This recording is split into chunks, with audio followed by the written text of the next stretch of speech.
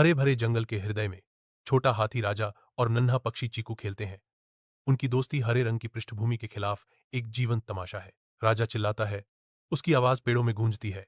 चीकू, आज हम क्या करेंगे? चीकू चहकती है, उसकी आवाज हल्की और हवादार।